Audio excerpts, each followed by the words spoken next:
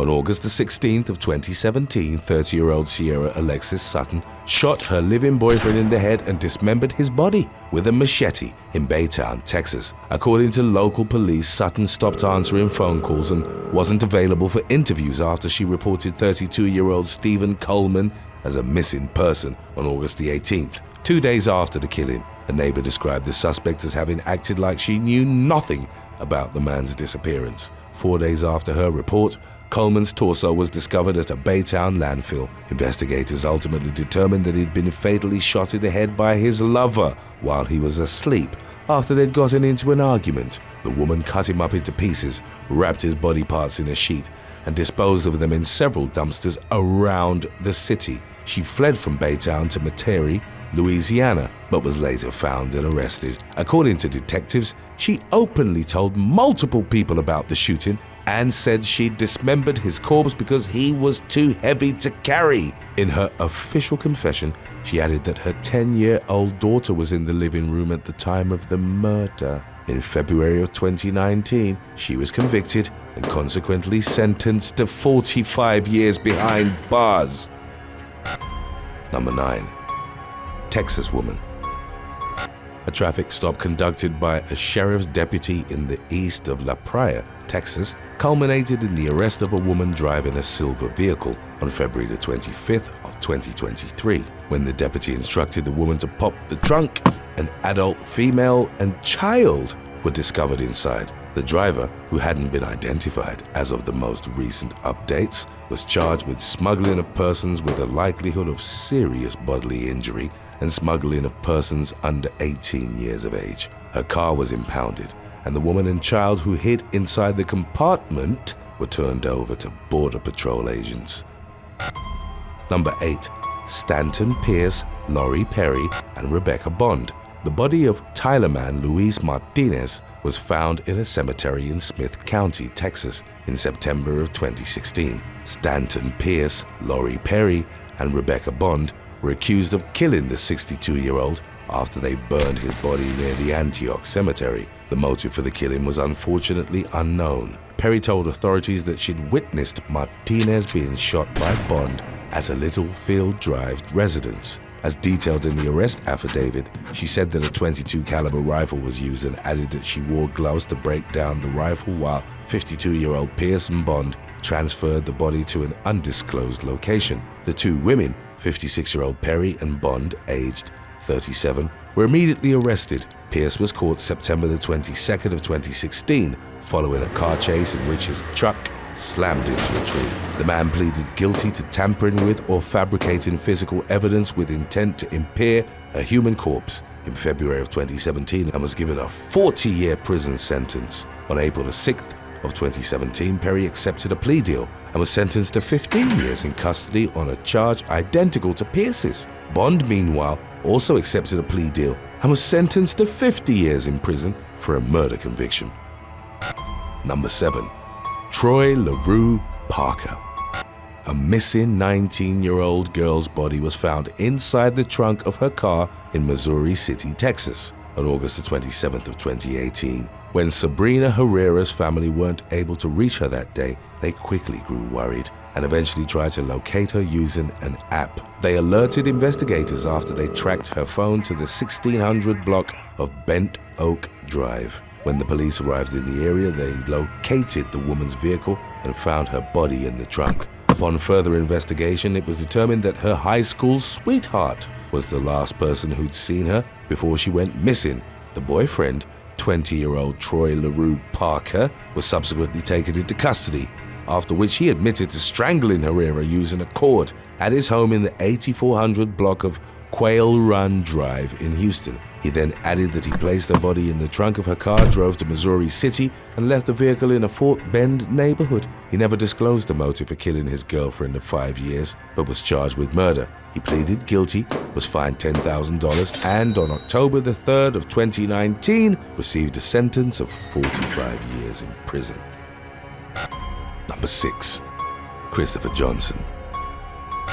On the night of July the 25th of 2015, Christopher Johnson was arrested for driving under the influence in Harris County, Texas. After being taken to jail, he was reportedly choked by 2 Harris County employees after he smiled while his mugshot was being taken. He was reportedly told by one of the officers that he should take the picture right, meaning without such a jovial expression. The suspect replied by saying that he always smiled when pictures of him were taken.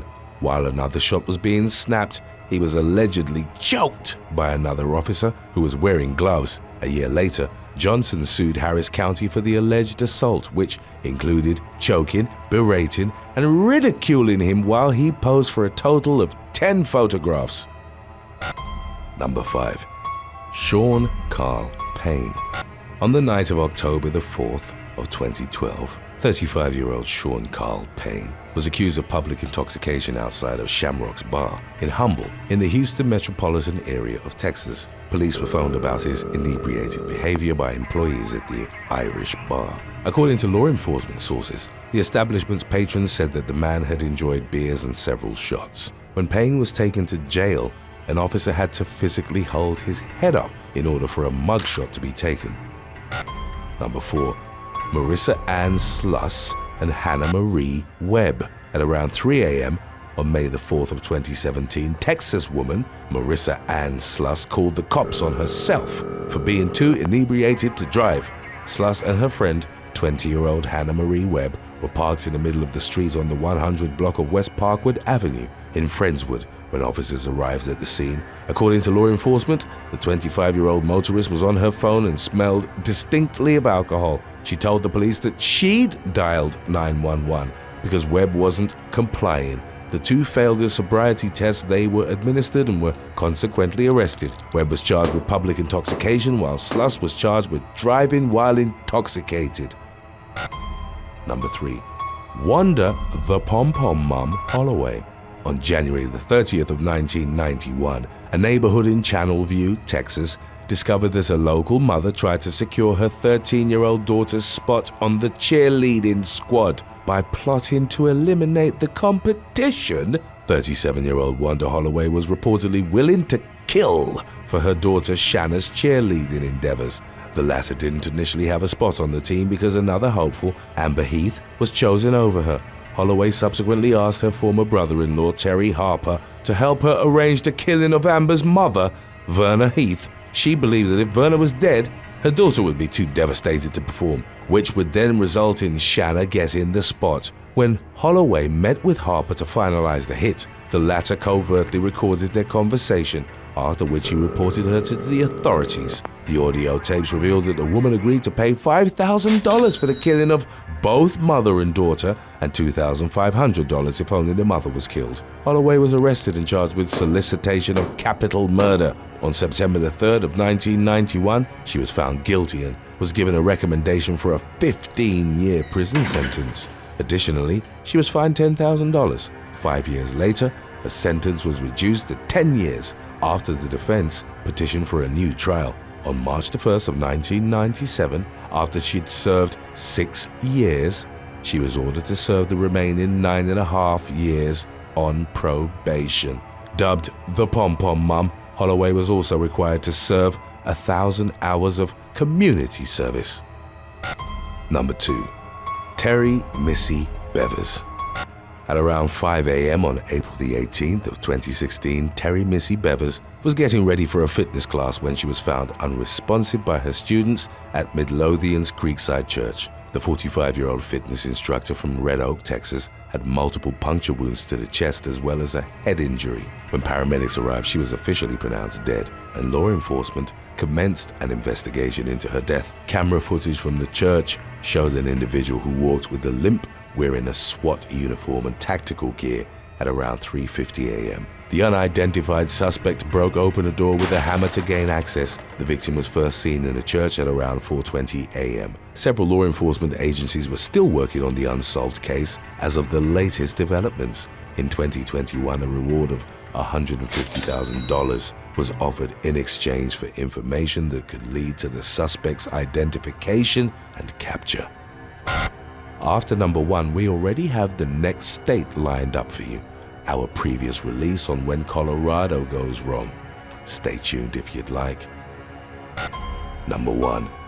Valerie McDaniel and Leon Jacob. Texas couple Valerie McDaniel and Leon Jacob were arrested on March the 10th of 2017 after being accused of hiring a hitman to take care of both their exes. 48-year-old Valerie and Jacob, aged 39, met with the prospective hitman at an Olive Garden restaurant in Houston. They offered $20,000 and 2 Cartier watches in exchange for the lives of their respective ex-lovers. Unbeknownst to them, the assassin was an undercover cop, later identified only as Detective Javier. According to investigators, Jacob was out on bond after being charged with assault and accused of stalking his ex-girlfriend, 32-year-old Megan Veracas. He told Javier that he wanted Veracas dead so that she couldn't testify against him in court. Valerie then allegedly requested that her ex-husband, Marion McDaniel III, be murdered under the guise of a carjacking gone wrong. The undercover officer coordinated with other law enforcement officials and made sure the intended targets were safe. After Marion and Veracas were tipped off to their former partner's scheme, the two cooperated with authorities to secure their arrest. McDaniel faked his own death with photos of him slumped to the car with a bullet wound on his head. Veracas was asked to do something similar. Tied up to a chair with duct tape over her mouth, she was photographed as though she'd been kidnapped. Javier took the pictures to the couple as proof that the exes had been dealt with. Later on, officers showed up at Valerie's flat at the River Oaks high-rise apartment building, where they informed the couple that McDaniel had been found dead. The officers' body cameras captured the pair's feigned shock over the news. Even before the officers started asking them any questions, Valerie had already provided an alibi. They were both subsequently arrested and charged with solicitation of capital murder. Jacob remained in custody without bond, while Valerie posted a $50,000 bond on March the 25th of 2017. She then recorded her last words on her iPad, in which she said that she never wanted to hurt anyone. 2 days later, she jumped off the 7th floor of the apartment building in the 2200 block of Willowwick Road. A year later, Jacob was convicted of plotting the double murder and sentenced to life in prison. The judge decreed that he would become eligible for parole after serving at least 30 years. Number 8. Arrest of Karen Garner. On January the 26th of 2020, Karen Garner left a Walmart in Loveland without paying for items that amounted to nearly $14. 73-year-old Garner suffered from dementia and sensory aphasia, a condition that involves sufferers not understanding written or spoken language. Staff followed her out and took the items from her, refused to allow her to pay for them, and called the police after Garner pulled off an employee's face mask. Police later found the elderly woman picking wildflowers from a field on the side of the road. First-year officer Austin Hopp aggressively moved in to arrest Garner, who was frightened and confused. Hopp forcefully pulled her arms backwards and handcuffed her. On multiple occasions, the woman said, "I am going home," only to be repeatedly thrown to the ground by Hopp, even though she only weighed around 80 pounds. Third-year officer Daria Jalali came to assist Hopp and helped him hold Garner against the hood of the squad car. They ultimately hogtied the elderly woman. A bystander who questioned the officer's aggression was ordered to leave the area. The senior citizen suffered a dislocated shoulder, a fractured arm, a sprained wrist, and bruises all over her body. The arrested officers failed to provide her with medical care for 6 hours after she was taken into custody. To make matters worse, video surveillance from the station would capture Hopp and Jalali laughing and fist-bumping as they watched the body cam footage from the arrest. They believed that they'd crushed it, and Hopp described the sound that Garner's shoulder had made when he'd dislocated it. Garner's family sued the officers for use of excessive force, and her attorneys released the body cam footage as well as the surveillance footage from the station on YouTube, prompting a public outcry. In the aftermath, Hopp and Jalali resigned and were charged by state prosecutors with a number of offenses, including second-degree assault and official misconduct. Number 7. Kelsey Bereth. 29-year-old Kelsey Bereth was last seen on Thanksgiving Day 2018 in the area of her Woodland Park home. At the time, she was in the company of her fiancé, Patrick Frazee, who was also the father of her 1-year-old daughter. The police found evidence of foul play, and about a month after Bereth's disappearance, they arrested 33-year-old Frazee as the main suspect in her murder. He maintained that he was innocent, but a series of gruesome revelations followed. The key witness in the case was his ex-girlfriend, Crystal Lee, with whom he was reportedly having an affair. Under a plea deal, Lee told the court that on Thanksgiving Day she'd received a call from Frazee, telling her that there was a mess at Bereth's home, which she needed to clean up.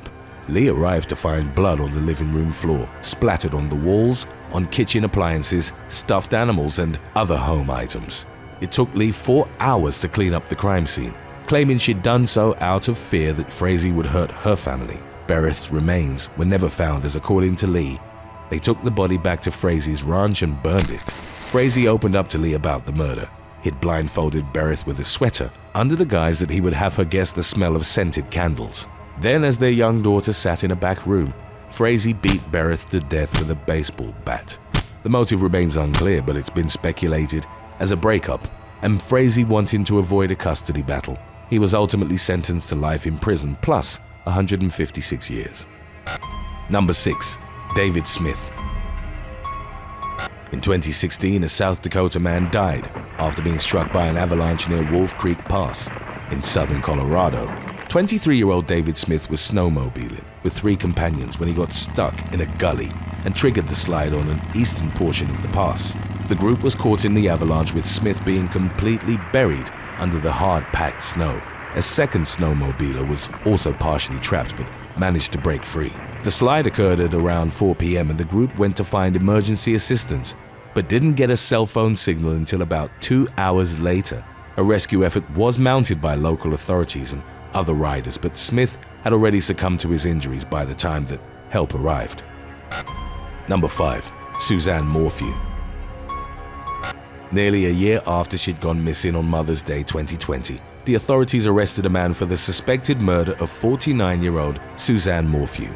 Her disappearance was reported by a neighbor after she'd gone for a bike ride and never returned to her $1.7 million Chaffee County mansion. Suzanne's husband, 52-year-old Barry, was on a work trip to Denver, and he told the authorities that she was asleep at around 5 a.m. when he left. He offered a $100,000 reward, which was matched by a family friend, and put out an emotional video on social media, pleading for the mother of 2's safe return while holding back tears.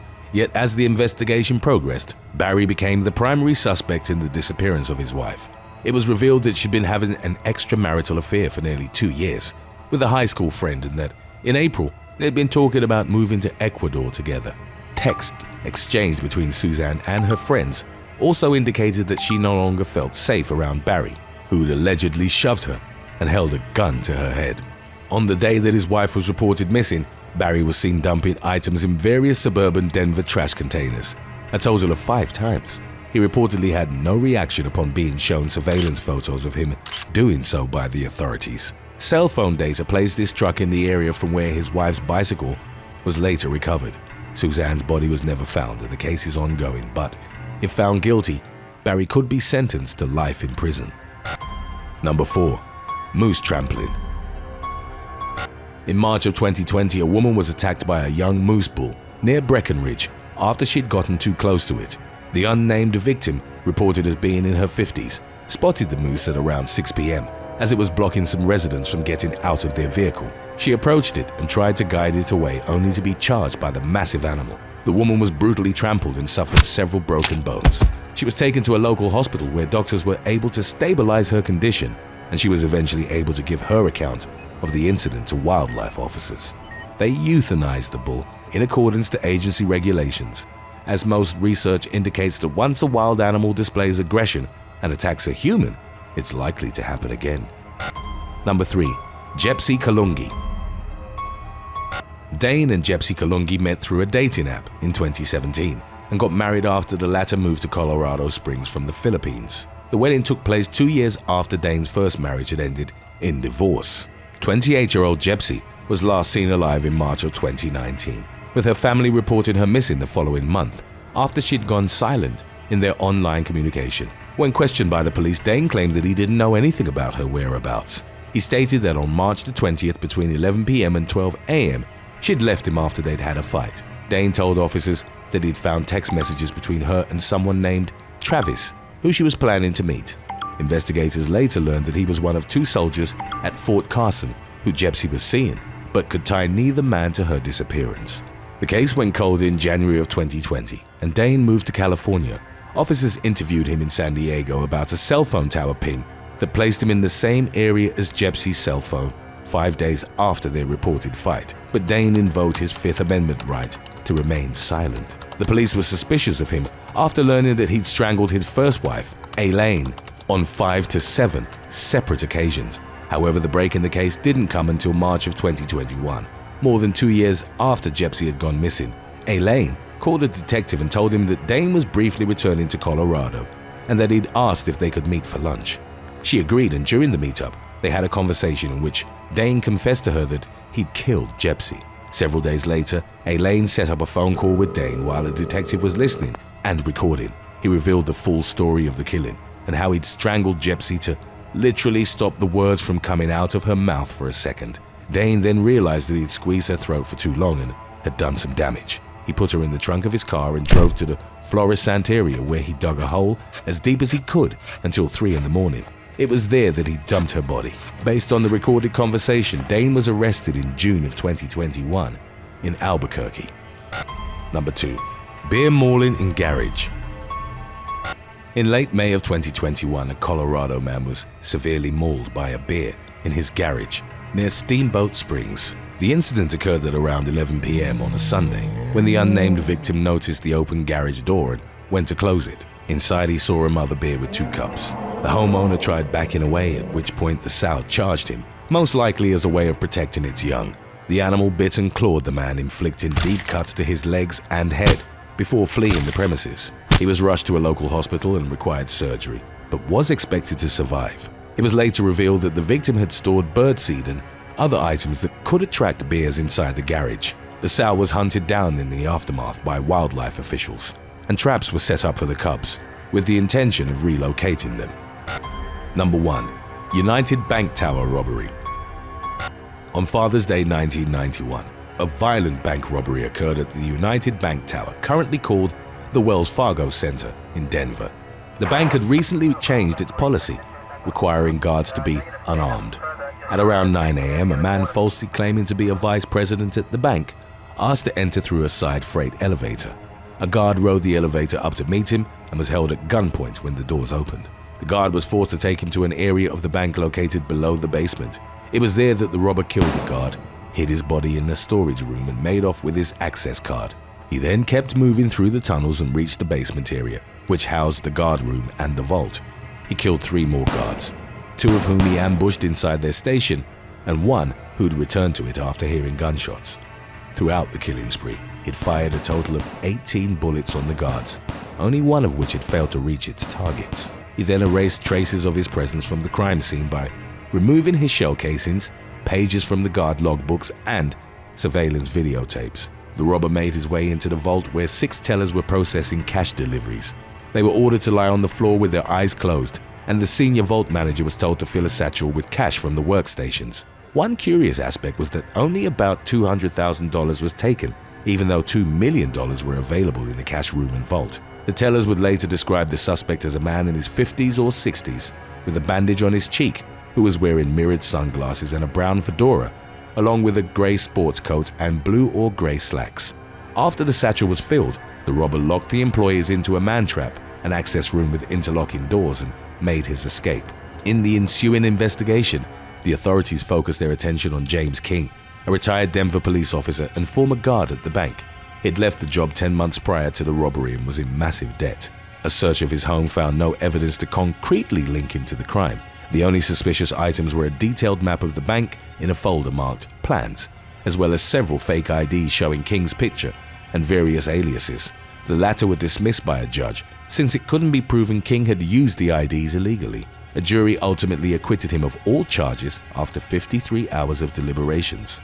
The FBI kept King under surveillance for years after the trial, hoping more evidence would turn up, but nothing ever did. Thanks for watching. Would you rather get bitten by a Mojave rattlesnake or get in a bar fight in Texas? Let us know in the comments section below.